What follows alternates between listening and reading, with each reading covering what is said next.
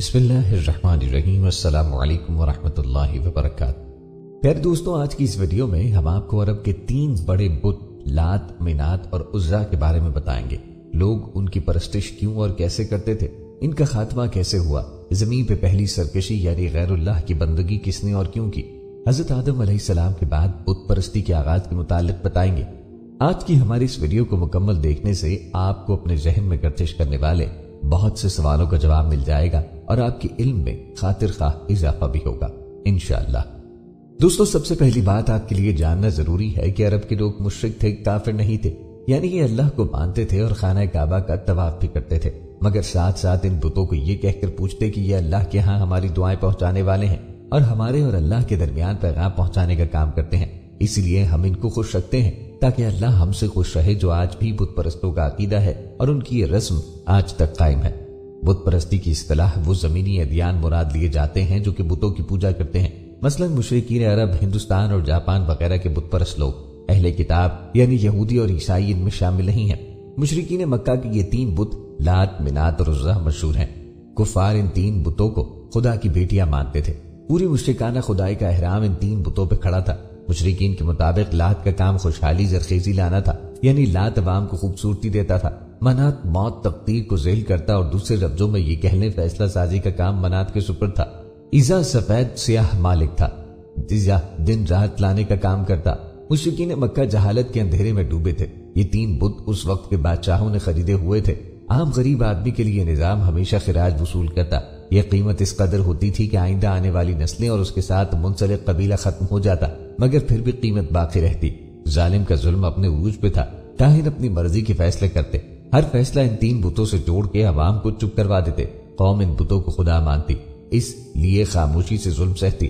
یہ بت نہیں ایک ظلم کا نظام تھا جس میں امیر آدمی پیسوں سے اس نظام کے 3 بنیادی میناروں سے اپنی مرضی کے فیصلے کرواتا۔ آخر رب کائنات کی رحمت نے جوش مارا، اللہ کے نبی رحمت للعالمین کا ظہور ہوا، جنہوں نے لگاتار محنت کر کے اس کفریہ نظام کو ختم کیا۔ مشرکین کے اکثر بتوں کے نام مؤنث ہوتے ہیں، اللہ تعالیٰ کے نہ بیٹے ہیں نہ بیٹیاں۔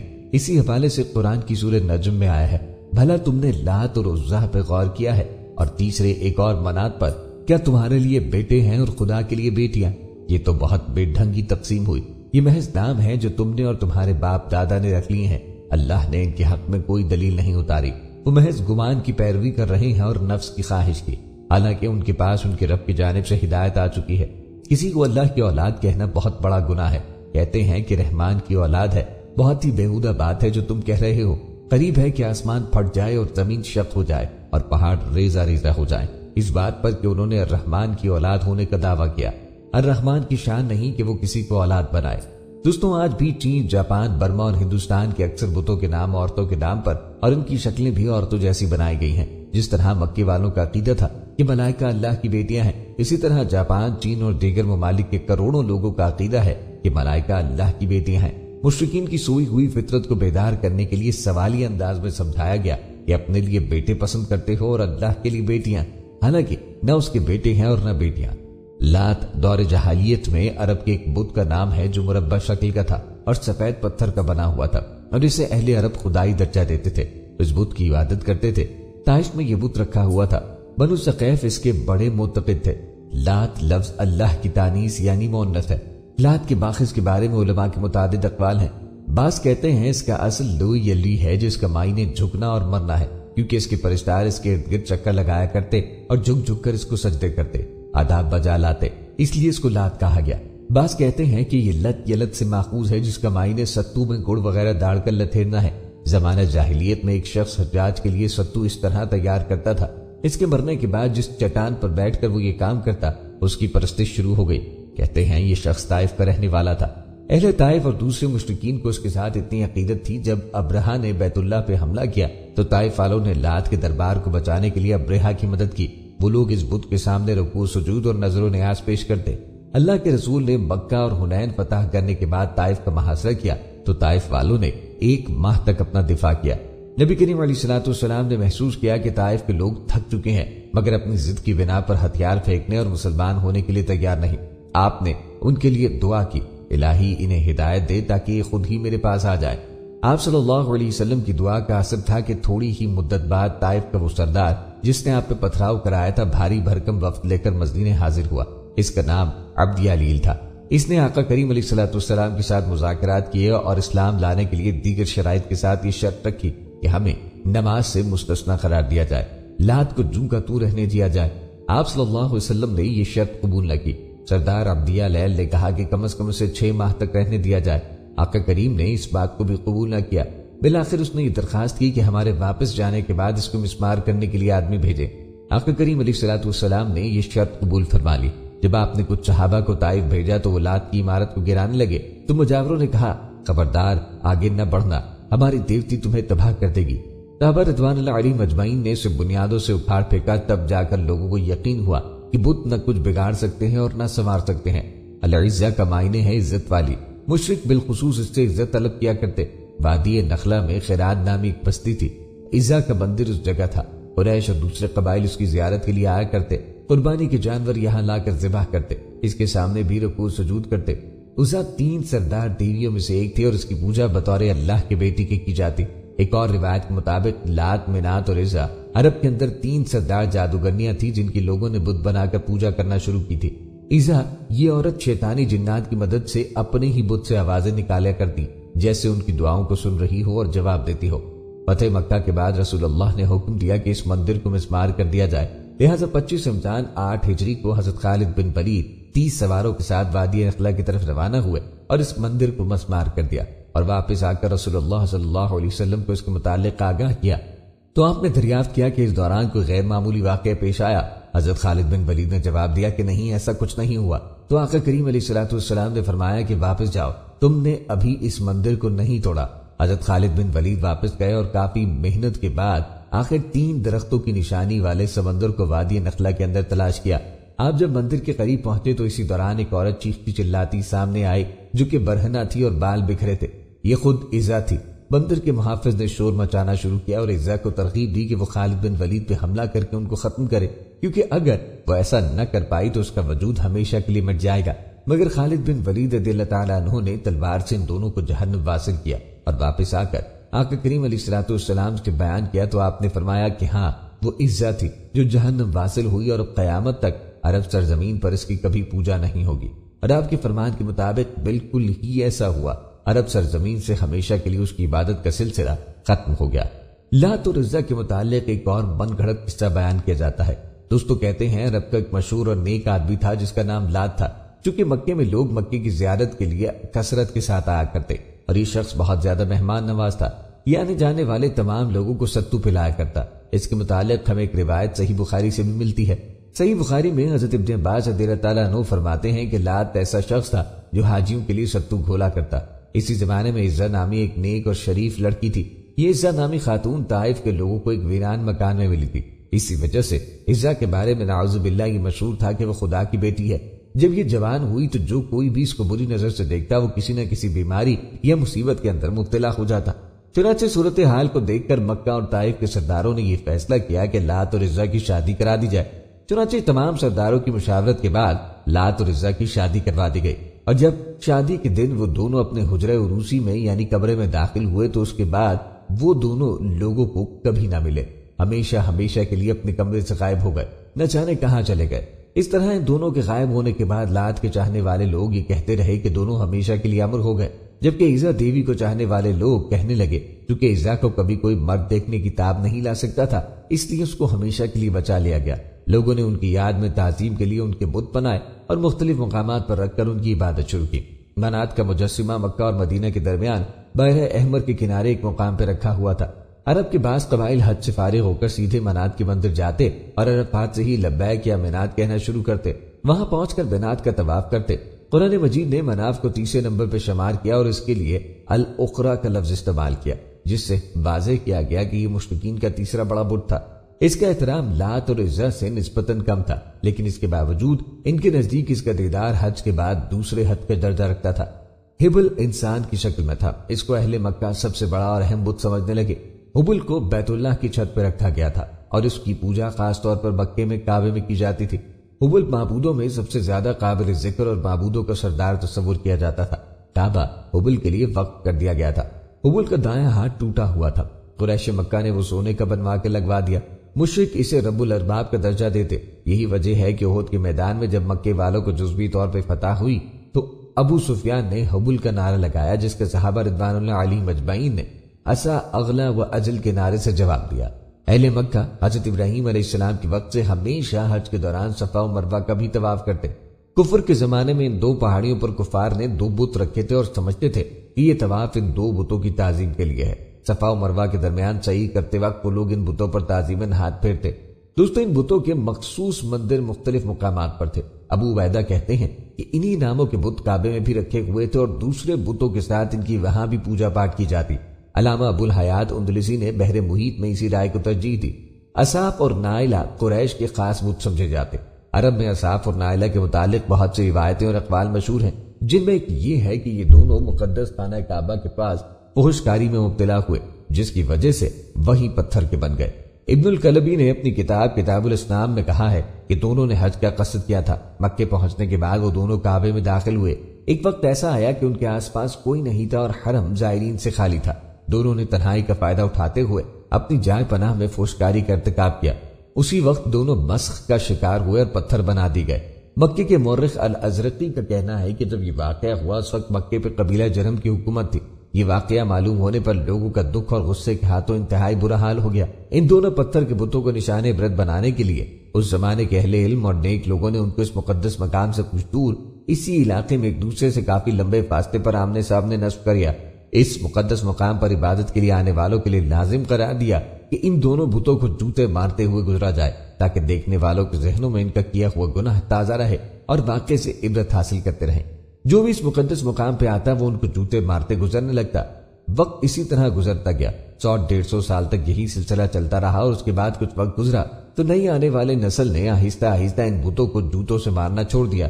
شیطان نے ان کے ذہنوں میں بات ڈالی کیونکہ یہ عبادت کا حصہ نہیں، لہٰذا ان بتوں کو جوتوں سے مارنا ضروری نہیں، بلکہ اس کے بجائے ان کو علامتی طور پر تھپڑ مار کے گزرا جائے، جس سے ان سے نفرت کا بھی اظہار ہوتا رہے گا اور ان کے کیے ہوئے گناہ کا خیال بھی لوگوں کے ذہنوں میں موجود رہے گا۔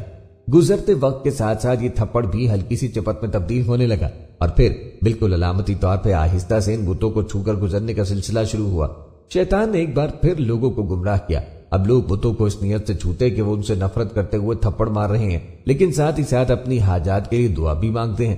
شیطان نے ان کے ذہن میں بٹھایا کہ اگر تم ان بتوں کو نفرت سے چھوتے وقت دعا مانگو تو تمہاری دعائیں قبول ہوں گی۔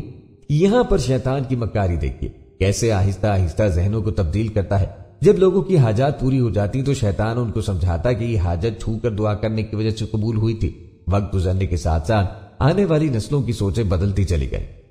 اب لوگوں کے دلوں میں ان بتوں کے لیے عقیدہ اور احترام آنے لگا اور پھر وہ وقت بھی جلد آ گیا جب ایک بدبخت نے اس بت کے سامنے اس سے باقاعدہ مناجات کی اور اسی سے دعا مانگنے لگا۔ جوتا مارنے سے شروع ہونے والی داستان تھپڑ مارنے، علامتی طور پر چھونے، عقیدت سے چھونے سے ہوتی ہوئی باقاعدہ عبادت تک چلی گئی۔ اب ان دونوں بتوں کی باقاعدہ پوجا کی جانے لگی، ان سے منتیں اور مرادیں مانگی جانے لگی۔ بدی کے عبرتناک انجام کی علامت اب ان دونوں بتوں کو بت خدا بنا لیا گیا تھا۔ ایک وقت آیا کہ ان بتوں کو سجدے کیے جانے لگے ہیں، ان کے سامنے قربانی کی جانے لگی اور ان کا شمار بڑے بتوں میں کیا جانے لگا۔ پھر یہ اندھیری رات اور زیادہ گہری ہوتی چلی گئی، یہاں تک کہ ایک دن رشد و ہدایت کا ایک سورج طلوع ہوا جس سے وہ پورا خطہ جگمگا اٹھا۔ حضور پاک صلی اللہ علیہ وآلہ وسلم کی ولادت پاک ہوئی۔ آپ نے دین تبلیغ کا کام شروع کیا۔ اسلام عرب میں پھیلتا چلا گیا، یہاں تک کہ اسلام کفر پہ غالب آ گیا۔ حضور پاک صلی اللہ علیہ وسلم نے مکے کو فتح کیا۔ فتح مکہ کے بعد دونوں بتوں کو مسمار کر دیا گیا۔ یہاں پر اس بات کا ذکر کرنا بھی ضروری ہے کہ کلام مقدس میں بارہا مقامات پر بتوں کی پوجا سے روکا گیا اور ان کی مذمت اور بے بسی کا جا بجا ذکر کیا گیا ہے، مگر اس کی ابتدا کیسے ہوئی، کس طرح لوگ ایک خدا کو چھوڑ کر بتوں کی پوجا میں لگ گئے۔ پیارے دوستو، ہم انسان کی سرکشی اور بت پرستی کے آغاز کے بارے میں بھی بتاتے ہیں، لیکن اس سے پہلے یہ سمجھنے کی ضرورت ہے کہ آخر تخلیق آدم کا مقصد کیا تھا اور انسان اپنے مقصد سے کیسے دور ہوتا چلا گیا۔ پیارے دوستو، انسان کے ذہن میں ہمیشہ یہ سوال ابھرتا رہتا ہے کہ زمین پہ کب آباد ہوا اور اس کی پیدائش کا مقصد کیا ہے۔ تو دوستو، قرآن مجید جو اللہ تبارک و تعالیٰ کی منفرد کتاب ہے، اس میں تمام سوالوں کا جواب نہایت خوبصورت انداز میں دیا گیا ہے۔ جب ہم سورہ بقرہ کا مطالعہ کرتے ہیں تو ہمیں تمام سوالوں کا جواب مل جاتا ہے کہ انسان کی پیدائش کب، کیوں اور کیسے، اور تبارک و تعالیٰ نے سورہ بقرہ میں اس بات کا ذکر کیا کہ انسانوں کی تخلیق سے قبل زمین پہ جنات آباد تھے۔ ان جنات نے زمین پہ سرکشی اور بغاوت کی۔ اس سرکشی اور بغاوت کو کچلنے کے لیے اللہ تبارک و تعالی نے فرشتوں کی ایک جماعت جس میں ابلیس بھی شامل تھا زمین پر روانہ کیا۔ ابلیس اگرچہ اپنی ذات کے اعتبار سے جنات میں سے تھا، لیکن مسلسل بندگی کی وجہ سے وہ فرشتوں کا ہم نشیں ہو چکا تھا۔ ابلیس اور فرشتوں کی جماعت نے اس بغاوت کا قلعہ قمع کیا، لیکن اس بغاوت کو کچلنے کے بعد ابلیس کے دل میں خفیہ تکبر کی کیفیت پیدا ہو گئی، جس سے اللہ رب العزت پوری طرح آگاہ تھے، اور اللہ تبارک و تعالی نے اس موقع پہ انسانوں کی تخلیق کا فیصلہ فرمایا اور فرشتوں سے مخاطب ہو کے فرمایا، میں زمین پر ایک خلیفہ پیدا کرنے والا ہوں۔ فرشتے اس سے قبل زمین پر جنات کی سرکشی کو دیکھ چکے تھے، چنانچہ انہوں نے کہا، اے اللہ، کیا تو زمین پہ سے پیدا کرے گا جو خون بہائے گا اور فساد پھیلائے گا، جبکہ ہم تیری حمد و ثنا میں مشغول رہتے ہیں؟ اللہ رب العزت نے کہا، جو میں جانتا ہوں وہ تم نہیں جانتے۔ اللہ تبارک و تعالی نے انسان کو مٹی سے بنانے کے بعد اسے علم کی دولت سے بہراور فرمایا اور اس کو جملہ اشیاء کے ناموں سے آگاہ کر دیا۔ اس کے بعد فرشتوں اور آدم علیہ السلام کو جمع کر کے بعض اشیاء کے ناموں کے بارے میں ان سے سوالات کیے، کیونکہ فرشتے ناآشنا بے خبر تھے، اس لیے انہوں نے اللہ تبارک و تعالی کی پاکیزگی کا اعتراف اور اپنی عاجزی کا اظہار کیا۔ اللہ تبارک و تعالی نے آدم علیہ السلام کو ان اشیاء کے ناموں کے بتلانے کا حکم دیا تو انہوں نے ان اشیاء کے نام فوراً بتلا دیے۔ اللہ تبارک و تعالی نے فرشتوں کو مخاطب ہو کر فرمایا کہ میں نے تم کو نہیں کہا تھا کہ میں زمین و آسمان کی پوشیدہ باتوں کو جانتا ہوں، اور جو تم ظاہر کرتے اور چھپاتے ہو اس کو بھی جانتا ہوں۔ پیارے دوستو، جب آدم علیہ السلام کی فضیلت ثابت ہوئی تو اللہ تبارک و تعالی نے فرشتوں کو حکم دیا کہ آدم علیہ السلام کے سامنے جھک جائیں۔ فرشتوں میں چونکہ سرکشی نہیں ہوتی، اس لیے تمام فرشتے آدم علیہ السلام کے سامنے جھک گئے، تاہم ابلیس نے آدم علیہ السلام کی فضیلت کو تسلیم کرنے سے انکار کر دیا اور اللہ تعالیٰ سے کہنے لگا کہ میں ان سے بہتر ہوں، اس لیے کہ تو نے انہیں مٹی سے پیدا کیا جبکہ مجھے آگ سے پیدا کیا۔ اس تکبر پر اللہ تبارک و تعالیٰ نے ابلیس کو ذلیل و خوار کر کے اپنی رحمت سے دور فرمایا اور آدم علیہ السلام کو ان کی اہلیہ کے ساتھ جنت میں آباد فرما دیا۔ ابلیس نے اس موقع پر اس عزم کا اظہار کیا کہ وہ رہتی دنیا تک آدم علیہ السلام اور ان کی اولاد کو راہ ہدایت سے بھٹکانے کے لیے سرگرم رہے گا اور ان کو کبھی آگے سے، کبھی پیچھے سے اور کبھی دائیں بائیں سے مختلف فتنوں میں مبتلا کرنے کی کوشش کرے گا۔ پیارے دوستوں، اللہ تبارک و تعالیٰ نے اس موقع پر ابلیس کو کہا کہ میرے بندوں پر تیرا زور نہیں چل سکتا، مگر بھٹکے ہوئے لوگوں کو تو گمراہ کرنے میں کامیاب ہو جائے گا۔ اس کے بعد اللہ تعالیٰ نے آدم علیہ السلام کو ان کی اہلیہ کے ہمراہ جنت میں آباد فرماتے ہوئے ان کو جنت کی ہر چیز کھانے کی اجازت دی گئی، مگر ایک مخصوص درخت کے قریب جانے سے اور اس کا پھل کھانے سے روک دیا۔ ابلیس جو آتش انتقام میں جل رہا تھا، اس نے آدم علیہ السلام اور جناب حوا کے دل میں وسوسہ ڈالا کہ آپ کو اس درخت سے اس لیے روکا گیا ہے کہ کہیں آپ کو ہمیشہ کی زندگی حاصل نہ ہو جائے یا آپ فرشتے نہ بن جائیں۔ آدم علیہ السلام اور ان کی اہلیہ اس وسوسے میں مبتلا ہو کر شجر ممنوعہ کے پھل کو کھا لیتے ہیں۔ یوں اللہ تبارک و تعالیٰ نے اس موقع پر ان سے جنت کی نعمتوں کو واپس لے لیا اور ان کو جنت سے زمین پہ اتار دیا۔ آدم علیہ السلام اور حوا نے جب معاملے پہ غور کیا تو اس بات کو بھاپ گئے کہ اللہ تبارک و تعالیٰ کی مغفرت اور رحمت کو طلب کرنے سے اللہ تبارک و تعالیٰ کی رضامندی حاصل ہو سکتی ہے، لہٰذا انہوں نے اللہ تبارک و تعالیٰ کی بارگاہ میں جو دعا مانگی، اس کو اللہ تبارک و تعالیٰ نے سورہ اعراف کی آیت نمبر 23 میں یوں بیان فرمایا ہے۔ انہوں نے کہا کہ اے ہمارے پروردگار، ہم نے اپنی جانوں پر ظلم کیا، اگر تو نے ہمیں معاف نہ کیا اور ہم پر رحم نہ کیا تو ہم یقیناً خسارہ پانے والوں میں سے ہو جائیں گے۔ اللہ تبارک و تعالیٰ نے حضرت آدم علیہ السلام اور حوا سیدہ کی دعا کو قبول و منظور فرمایا اور ساتھ ہی اولاد آدم یعنی بنی نوع انسان کو مخاطب ہو کر یہ بات کہی کہ اے بنی آدم، تمہیں ایک شیطان فتنے میں مبتلا نہ کر دے، جس طرح اس نے تمہارے بابا آدم اور اماں حوا کو زمین پر منتقل کر دیا تھا۔ لوگ اپنی قربانیاں پہاڑ پہ رکھتے تھے اور آسمان سے آگ آ کر انہیں کھا جاتی تھی۔ قابیل کھیتی باڑی کرتا تھا اور حابیل جانور پالتا تھا، چنانچہ قابیل نے گندم کی بالیاں اور حابیل نے ایک خوبصورت موٹا تازہ مینڈھا قربانی کے لیے ایک پہاڑ پہ رکھ دیا اور اللہ سے دعا مانگی، یا الہی ہماری قربانی کو قبول فرما۔ آسمان سے آگ آئی اور اس نے حابیل کی قربانی کو کھا لیا اور قابیل کی قربانی قبول نہیں ہوئی، جس سے قابیل کے دل میں حابیل کے لیے غصہ، حسد اور بغض پیدا ہو گیا اور وہ حابیل سے کہنے لگا کہ میں تجھے مار ڈالوں گا کیونکہ تیری قربانی قبول ہو گئی ہے۔ حابیل نے قابیل سے کہا، اللہ تعالیٰ پرہیزگاروں کی قربانی قبول کرتا ہے، اگر تو میرے قتل کے لیے مجھ پر ہاتھ اٹھائے گا میں تجھ پر ہاتھ نہیں اٹھاؤں گا کیونکہ میں اللہ سے ڈرتا ہوں۔ دونوں بھائی حضرت آدم علیہ السلام کے پاس آئے۔ آدم علیہ السلام نے فرمایا، اے قابیل، تیری بہن اقلیمہ اب حابیل پہ حلال ہوئی اور تجھ پہ حرام۔ قابیل اب مایوس ہو چکا تھا کہ اقلیمہ اس کے نکاح میں نہیں آ سکتی، اس لیے وہ حابیل کو مارنے کی تدبیر میں رہنے لگا۔ اسی دوران آدم علیہ السلام جب مکہ چلے گئے تو ایک دن قابیل نے دیکھا کہ حابیل سو رہا ہے تو سوچنے لگا اسے کس طرح سے ماروں، کیونکہ اس زمانے تک کسی نے کسی کو نہ مارا تھا۔ جب شیطان نے دیکھا کہ اسے قتل کرنے کا طریقہ نہیں آتا تو سلائم نے ایک جانور پکڑا اور اس کا سر ایک پتھر پہ رکھ کر دوسرا پتھر زور سے اس کے سر پہ دے مارا، جس سے وہ جانور اسی وقت مر گیا۔ یہ ترکیب دیکھ کر قابیل نے اپنے بھائی حابیل کے ساتھ یہی کیا اور زمین پر سے ایک پتھر اٹھا کر حابیل کے سر پہ دے مارا اور اپنے بے گناہ بھائی حابیل کو قتل کر دیا۔ حابیل کے قتل کے بعد قابیل یہ سوچ کر بے حد پریشان ہوا کہ اب اس لاش کا کیا کرے۔ یہ روئے زمین پر کسی انسان کا پہلا قتل تھا، کیونکہ اس سے پہلے کوئی آدمی مرا ہی نہیں تھا۔ اس لیے قابیل حیران و پریشان تھا کہ بھائی کی لاش کو کیا کروں۔ چنانچہ کئی روز تک بھائی کی لاش کو اپنی پیٹھ پر لاد کے پھرتا رہا۔ اللہ تعالیٰ کو اپنے نیک بندے کی لاش کی بے حرمتی منظور نہ تھی، چنانچہ اس جگہ پہ 2 کوے آئے اور وہاں آ کر آپس میں لڑے، ایک دن دوسرے کو مار ڈالا۔ پھر زندہ کوے نے اپنی چونچ اور پنجوں سے زمین میں گڑھا کھودا اور اس مرے ہوئے کوے کو ڈال کر مٹی سے دبا دیا۔ کوے کو دیکھ کر قابیل اپنے اوپر ملامت کرنے لگا کہ میں اس کوے سے بھی گیا گزرا ہوں، اتنا بھی نہ کر سکا۔ اس طرح قابیل کو معلوم ہوا کہ حابیل کی لاش کو زمین میں گڑھا کھود کر دفن کر دینا چاہیے، چنانچہ اس نے گڑھا کھود کر اس میں اپنے بھائی حابیل کی لاش کو دفن کر دیا۔ جب حضرت آدم علیہ السلام مکے سے واپس آئے اور حابیل کو نہ پایا تو اس کو بہت تلاش کیا مگر وہ نہ ملا۔ لوگوں سے پوچھنے لگے، کسی نے جواب دیا کہ حابیل کچھ دنوں سے نامعلوم کہاں گیا ہے۔ حضرت آدم علیہ السلام نے حابیل کے صدمے میں کھانا پینا اور سونا سب ترک کر دیا اور شب و روز حابیل کے غم میں رہنے لگے۔ ایک روز آپ نے خواب کی حالت میں دیکھا کہ حابیل الغیاظ الغیاظ اے بدر پکار رہا ہے۔ حضرت آدم علیہ السلام نیند سے چونک کر اٹھے اور زار و قطار رونے لگے۔ اسی وقت حضرت جبرائیل علیہ السلام آئے اور حضرت آدم علیہ السلام اور حضرت حوا کو حابیل کی قبر پہ لے گئے۔ حضرت آدم علیہ السلام اور حضرت حوا نے قبر کھول کر حابیل کو دیکھا کہ اس کا مغز نکلا ہوا ہے اور وہ خون سے آلودہ ہو رہا ہے۔ یہ حال دیکھ کر آپ دونوں بہت روئے اور حابیل کی لاش کو ایک تابوت میں بند کر کے اپنے مکان میں لا کر دفن کر دیا۔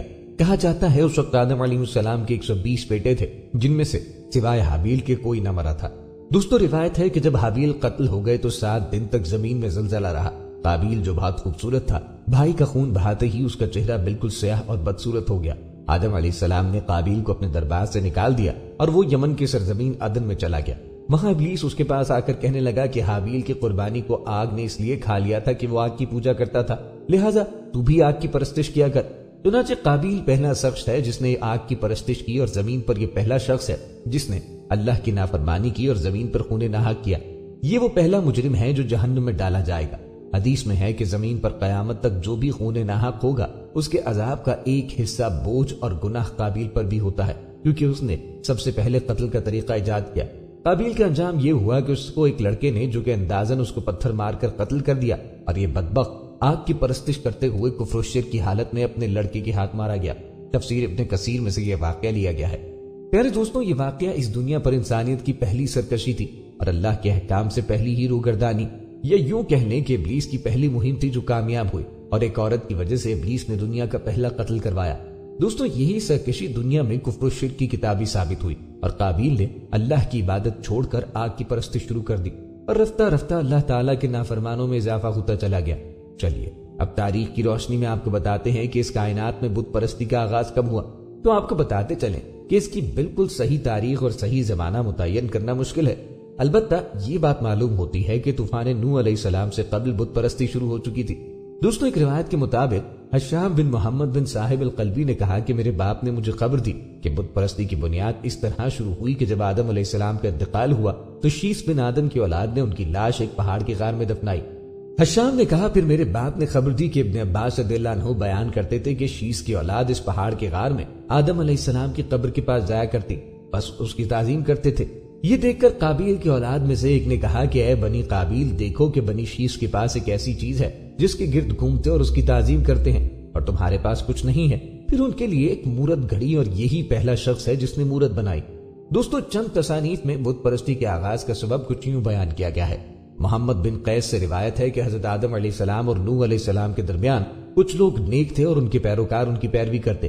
جب وہ لوگ فوت ہو گئے تو ان کے پیروکاروں نے کہا اگر ہم ان کی تصاویر بنائیں تو اس سے ہماری عبادت میں زیادہ ذوق و شوق پیدا ہوگا، تو انہوں نے نیک لوگوں کی تصاویر بنا دی۔ جب وہ فوت ہو گئے اور دوسری نسل آئی تو ابلیس ملعون نے ان کے دل میں یہ خیال ڈالا تمہارے آباء و اجداد ان تصویروں کی عبادت کرتے تھے اور اسی سبب سے ان پہ بارش ہوئی، تو انہوں نے ان تصویروں کی عبادت کرنا شروع کی۔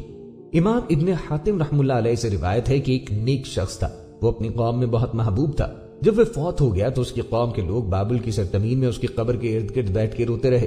جب ابلیس نے ان کی آہو پکار دیکھی تو وہ ایک انسان کی صورت میں آیا اور کہنے لگا میں نے تمہارے رونے کو دیکھ لیا تو تمہارا کیا خیال ہے میں تمہارے لیے بت کی ایک تصویر بنا دوں؟ وہ اپنی مجلس میں اس تصویر کو دیکھ کر اسے یاد کیا کرو۔ تو انہوں نے اتفاق کیا، پھر اس نے بت کی تصویر بنا دی جس کو وہ اپنی مجلس میں رکھ کر اس کا ذکر کیا کرتے۔ ابلیس نے جب یہ منظر دیکھا تو کہا میں تم میں سے ہر ایک کے گھر بت کا ایک مجسمہ بنا کے رکھ دوں تاکہ تم میں سے ہر شخص اپنے گھر میں بت کا ذکر کیا کرے۔ انہوں نے اس بات کو بھی مان لیا۔ پھر ہر گھر میں ایک بت بنا کے رکھا گیا۔ پھر ان کی اولاد بھی یہی کچھ کرنے لگی۔ پھر اس کے بعد ان کی جو بھی نسل آئی وہ بھول گئی کہ وہ بت ایک انسان تھا، اس کو خدا مان کر اس کی عبادت کرنے لگی۔ پھر انہوں نے اللہ کو چھوڑ کر اس بت کی پرستی شروع کر دی۔ جب زمین میں بت پرستی عام ہوئی اور بتوں کی عبادت اور شیطانوں کی اطاعت شروع ہوئی، لوگ کفر و گمراہی میں مبتلا ہوئے، تو اللہ نے اپنا بندہ اور رسول حضرت نوح علیہ السلام کو بھیجا۔ وہ لوگوں کو اللہ کی عبادت کی دعوت دیتے اور ان کو غیر اللہ کی عبادت سے منع کرتے، اور حضرت نوح علیہ السلام اللہ کے پہلے رسول ہیں جن کو زمین والوں کی طرف بھیجا گیا۔ حضرت نوح علیہ السلام کی ولادت حضرت آدم علیہ السلام کی وفات سے 126 سال بعد ہوئی، اور نقل کیا جاتا ہے کہ ان دونوں کے درمیان 146 سال کا عرصہ ہے۔ مقاتل نے کہا تھا کہ ان کا نام الثقن ہے، ایک قول ہے کہ ان کا نام الثاقن ہے۔ تبری نے کہا کہ ان کا نام عبد الغفار ہے، لیکن بہت زیادہ رونے کی وجہ سے ان کا نام نوح ہو گیا۔ نوح کا معنی رونا۔ ایک دن انہوں نے کتے کو دیکھ کر دل میں کہا یہ کس قدر بد شکل ہے۔ اللہ نے اس کتے کو گویائی دی اور اس نے کہا آپ نے کس پر عیب لگایا ہے، نقش پر یا نقاش پر؟ اگر نقش پر عیب ہے تو میرا بنانا میرے اختیار میں ہوتا تو میں خود کو حسین بنا لیتا، اگر نقاش پر عیب ہے تو وہ خود اللہ تعالیٰ ہے اور اس پر اعتراض کرنا جائز نہیں۔ نوح علیہ السلام نے جان لیا کہ اس کتے کو اللہ نے گویائی دی ہے۔ پھر وہ اپنے اس خیال میں 40 سال تک روتے رہے۔ نوح علیہ السلام کے ماں باپ دونوں مومن تھے اور ان کی والدہ کا نام قیسوش بن برکابیل تھا۔ حضرت نوح علیہ السلام کے والد کا نام شیس بن آدم علیہ السلام تھا۔ وہ 480 برس کے تھے جب اللہ تعالیٰ نے ان کو پیغمبری عطا کی۔ آپ علیہ السلام نے 120 برس تک اپنی نبوت کے زمانے میں اللہ تعالیٰ کی جانب بھٹکے ہوئے لوگوں کو بلایا۔ حضرت نوح علیہ السلام نے اپنی قوم کو تبلیغ فرمائی کہ میری دعوت کے 3 بنیادی اصول ہیں۔ کفر و شرک چھوڑ دو، اللہ کی عبادت کرو، اس سے تمہارے عقائد درست ہوں گے، توہمات اور وسوسوں سے تمہاری عقلیں آزاد ہوں گی، تم تقوی کو اپنا شہر بنا لو، جب تم متقی و پرہیزگار بن جاؤ تو فسق اور فجور کی برائیوں سے تمہارا دامن صاف ہو جائے گا، ظلم و ستم، جھوٹ اور غیبت، خود پرستی کا نام و نشان بھی باقی نہیں رہے گا۔ خود سوچو اس طرح تمہاری معاشرے میں کتنی خوشائن تبدیلی رونما ہو جائے گی۔ تم میری اطاعت کرو، تمہارے رب نے مجھے مرشد و رہنما بنا کر مبعوث فرمایا ہے، میں تمہیں سیدھی راہ پہ لے چلوں گا اور منزل مراد تک پہنچا دوں گا۔ جب تم مجھے اپنا رہنما اور پیشوا تسلیم کر لو گے تو تم میں انتشار کے بجائے قومی اتحاد پیدا ہو جائے گا۔ ساتھ یہ بھی فرما دیا اگر انہی اصولوں کو اپنا لو گے تو اس سے کیا حاصل ہوگا؟ فرمایا کہ اطاعت اور فرما برداری کرو تو یہ ثمرات ملیں گے کہ تمہارے سابقہ گناہ معاف فرما دیے جائیں گے، گناہوں کی وجہ سے جو عذاب ان قریب تم پہ نازل ہوا چاہتا تھا وہ ٹل جائے گا، تمہارے لیے دریا بہا دیا جائے گا، تم پر موسلا دھار بارش ہوگی، مال اور بیٹوں سے تمہاری مدد ہوگی اور تمہارے لیے باغات اگائے جائیں گے۔ لیکن افسوس، بجائے سر تسلیم خم ہونے کے انہوں نے آپ علیہ السلام کی ذات پر مزید تضحیق اور تکذیب شروع کی، جس کو قرآن مقدس میں اللہ تعالیٰ نے ان الفاظ میں ذکر فرمایا۔ سو ان کی قوم کے کفر کرنے والے سرداروں اور پیشواؤں نے کہا ہمیں تو تم ہمارے اپنے ہی ایک جیسے بشر دکھائی دیتے ہو اور ہم نے کسی معزز شخص کو تمہاری پیروی کرتے نہیں دیکھا سوائے ہمارے معاشرے کے سطحی رائے رکھنے والے پست اور حقیر لوگوں کے، جو بغیر سوچے سمجھے تمہارے پیچھے لگ گئے ہیں، اور ہم تمہارے اندر اپنے اوپر کوئی فضیلت اور برتری یعنی طاقت اور اقتدار، مال و دولت، یہ تمہاری جماعت میں بڑے لوگوں کی شمولیت، الغرض ایسا کوئی نمایاں پہلو بھی نہیں دیکھتے، بلکہ ہم تو تمہیں جھوٹا سمجھتے ہیں۔ پھر جب درس توحید دیتے دیتے مدتیں گزر گئیں، ان پر کوئی اثر نہ ہوا، تو اللہ تعالیٰ نے اپنے نبی کے اطمینان کے لیے ان کی طرف وحی فرمائی کہ جن کی قسمت میں ایمان تھا وہ ایمان لا چکے، ان کے علاوہ کوئی ایمان نہیں لائے گا، اس لیے آپ علیہ السلام ان کے لیے غمزدہ نہ ہو، اب مہلت کی گھڑیاں ختم ہونے والی ہے، ان کی تباہی کا مقررہ وقت آن پہنچا ہے، کیونکہ علم الہی میں انہیں ایک عظیم سیلاب سے ہلاک ہونا مقدر ہو چکا ہے، اس لیے پہلے ہی اپنے نبی کو کشتی بنانے کا حکم دیا تاکہ اس دن استعمال کر سکے، جیسا کہ فرمان باری تعالیٰ ہے، اور ہمارے حکم کے مطابق ہمارے سامنے ایک کشتی بنا۔ حکم ملتے ہی حضرت نوح علیہ السلام کمر بستہ ہو گئے۔ حضرت نوح علیہ السلام نے اس کشتی میں ہر جنس میں سے نر اور مادہ 2 عدد پر مشتمل جوڑے سوار کر لیے اور اپنے گھر والوں کو بھی لیا، سوائے ان کے جن پر ہلاکت کا فرمان پہلے سے صادر ہو چکا تھا۔ کشتی نوح علیہ السلام کی تیاری مکمل ہوئی اور نوح علیہ السلام کی کشتی میں سوار ہونے کے 7 دن بعد طوفان شروع ہوا۔ 40 دن اور 40 رات تک زمین پہ پانی برستا رہا، زمین پر سے ہر چیز کو ختم کر دیا گیا سوائے کشتی میں سوار ہونے والوں کے۔ حضرت نوح علیہ السلام جب کشتی پہ سوار ہو چکے تو 600 برس کے تھے۔ نوح علیہ السلام اس کے بعد 350 سال تک زندہ رہے۔ کشتی کو زمین پر سے اٹھایا گیا اور کشتی پانی کے اوپر چلتی رہی اور پانی زمین پر بہت ہی زیادہ بڑھ گیا۔ پھر آہستہ آہستہ زمین پر سے پانی کم ہونے لگا اور 150 دن کے بعد گھٹ گیا اور 7ویں ماہ کی 17ویں تاریخ کو کوہ ارارت پر کشتی ٹھہر گئی۔ جب حضرت نوح علیہ السلام کشتی سے اترے، ان کی اولاد کے علاوہ دوسرے مسلمان جو اس کشتی میں سوار تھے وہ سب کشتی میں فوت ہو چکے تھے۔ اس طوفان کے بعد جو نسل انسانی دنیا میں پھیلی وہ سب حضرت نوح علیہ السلام کی ذریت تھی۔ جیسے کہ فرمان باری تعالیٰ ہے، اور ہم نے انہیں اور ان کے گھر والوں کو سخت تکلیف سے بچا لیا، اور ہم نے فقط انہی کی نسل کو باقی رہنے والا بنایا اور پیچھے آنے والوں یعنی انبیاء کا ذکر باقی رکھا۔ آدم علیہ السلام سے نوح علیہ السلام تک 2200 برس کا فرق تھا، اور آنے والے طوفان کی وجہ سے پانی ان بتوں کو ایک جگہ سے دوسری جگہ اور ایک زمین سے دوسری زمین تک مسلتا رہا۔ جب پانی خشک ہوا تو یہ مورتی ساحل کنارے پہ پڑی رہی اور ہوا کے جھونکوں سے یہ ریت کے نیچے دب گئی۔ عرب میں سب سے پہلے بت پرستی کا آغاز کرنے والے انسان کا نام عمرو بن لاہی تھا۔ عمرو بن لاہی ایک کاہن تھا اور اس کی کنیت ابو سمامہ تھی۔ اس نے 340 سال کی طویل عمر پائی۔ کعبے کی تولیت 500 سال تک اس کے اور اس کی اولاد کے پاس رہی، اور اس نے بت پرستی کو رواج دینے میں اپنی پوری کوششیں کی۔ کعبۃ اللہ، جس کو حضرت خلیل علیہ السلام نے اللہ کی عبادت کے لیے تعمیر کیا تھا، اسی بدبخت کے زمانے میں بت خانہ بنا۔ عرب کے مختلف قبائل کی ہاں جو بت تھے، ان میں سے جن بتوں کو بڑی شہرت اور ناموری حاصل تھی، وہ 5 بت اسی کے بنائے ہوئے تھے۔ بنو خزاعہ کے سردار عمرو بن لاہی کی پرورش دینی لحاظ سے ہوئی تھی، لہٰذا لوگ اس کے پیروکار بننے لگے۔ عمرو بن لاہی نے ملک شام کے سفر کے دوران لوگوں کو بتوں کی پوجا کرتے پایا۔ چونکہ یہ انبیاء کرام کی سرزمین تھی، لہٰذا عمرو نے یہ عمل برحق جانا۔ اس نے قبیلہ قریش کو ریت میں دبا ہوا نوح علیہ السلام کے زمانے کا ایک پتھر نکال کے دیا اور اسے خانہ کعبہ کے اندر نصب کر دیا۔ چونکہ عمرو بن لاہی کو دینی پیشوا مانا جاتا تھا، لہٰذا اہل مکہ اور پھر بقیہ عرب باشندگان نے بت پرستی اختیار کی۔ عرب بتوں کو خدا کے برگزیدہ بندے اور اس کے تحت کام کرنے والے قرار دے کر ان کی عبادت کرنے لگے۔ وہ ان سے مرادیں مانگتے اور سمجھتے کہ وہ خدا ہی کی طرح ان کے مددگار ہیں۔ اور بھی دیگر مشرکانہ افعال اسی عمر بن لاہی نے قریشیوں کو سکھلائے تھے، اور چونکہ قبیلہ قریش کی تمام عرب تقلید کرتے تھے، لہٰذا سارا عرب ان کی تقلید میں دھیرے دھیرے بت پرستی میں مبتلا ہو گیا۔ یہاں تک کہ عربوں نے بھی حضرت نوح علیہ السلام کے زمانے کے بتوں کے نام پر اپنے اپنے بتوں کے نام رکھ لیے۔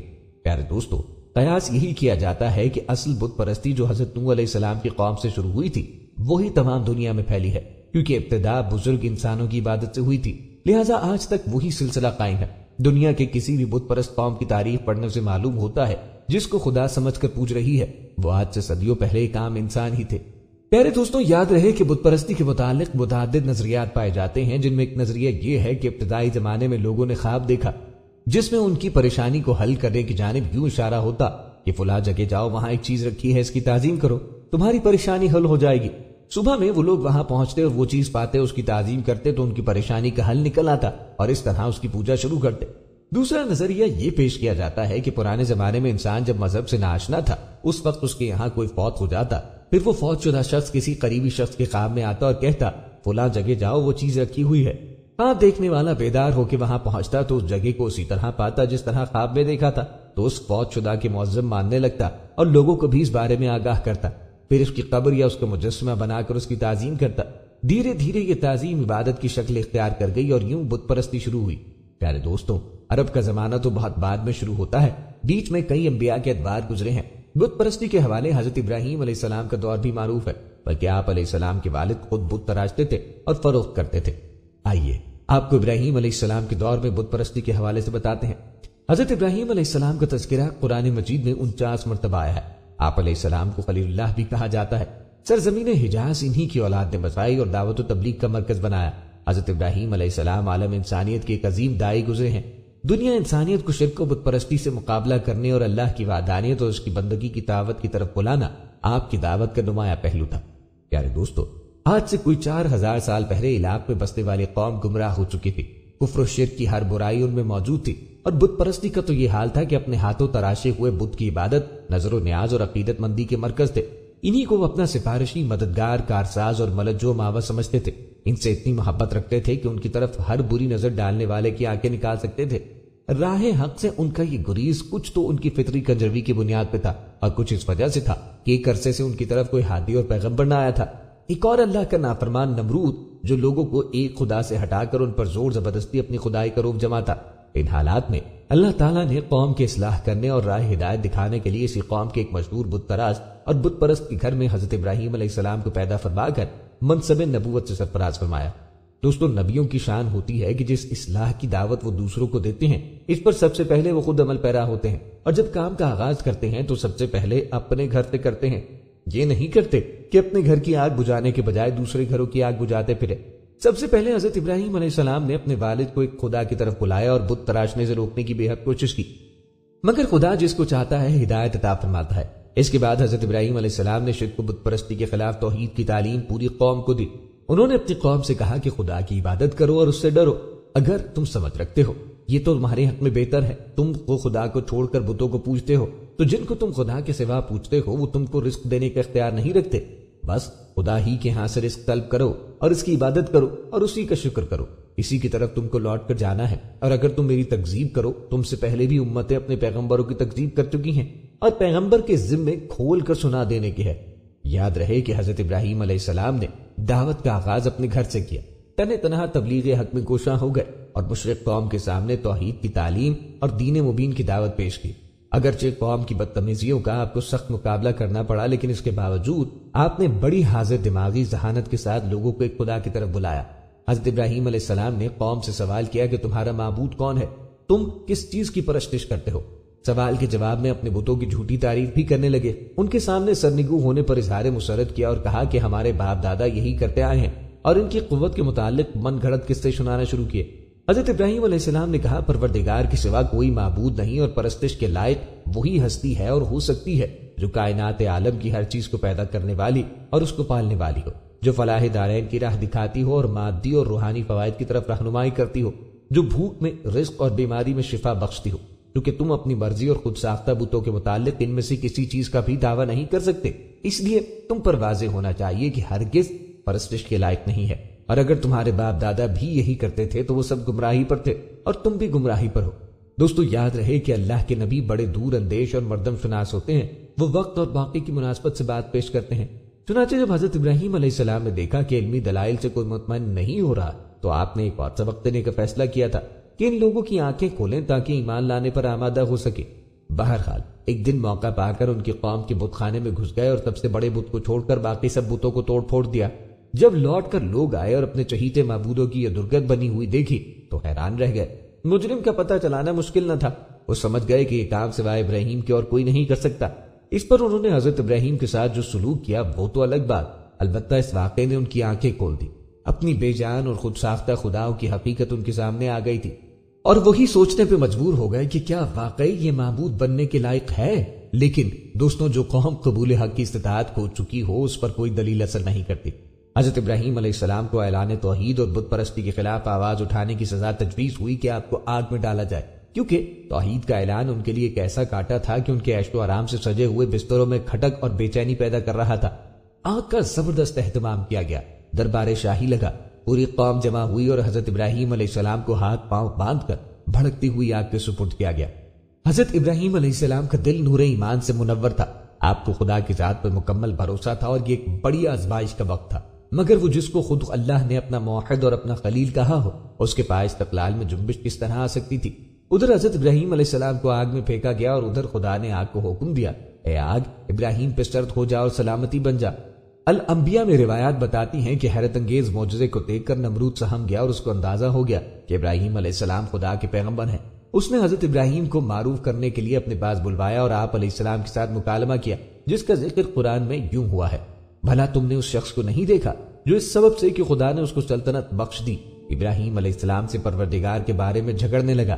جب ابراہیم علیہ السلام نے کہا میرا پروردگار تو وہ ہے جو زندگی دیتا ہے اور مارتا ہے، وہ بولا کہ زندگی دینا اور مارنا تو میں بھی کر سکتا ہوں۔ ابراہیم علیہ السلام نے کہا خدا تو سورج کو مشرق سے نکالتا ہے، تو اسے مغرب سے نکال دے۔ یہ سن کر وہ کافی شرستہ رہ گیا۔ سورہ بقرہ میں ہے کہ جب وہ سرزمین میں تبلیغ حق کی ساری کوششیں بیکار ثابت ہوئیں اور اشاعت حق کی تمام راہیں ختم ہوئی تو آپ نے ہجرت کا ارادہ فرمایا۔ آپ نے فلسطین کا رخ کیا اور کچھ عرصے کے لیے مقام ہیرا میں قیام فرمایا، لیکن جلد ہی آپ کو معلوم ہو گیا کہ یہاں کے لوگ اس طرح راستے پر نہ آئیں گے، لہٰذا وہاں سے مصر تشریف لے گئے۔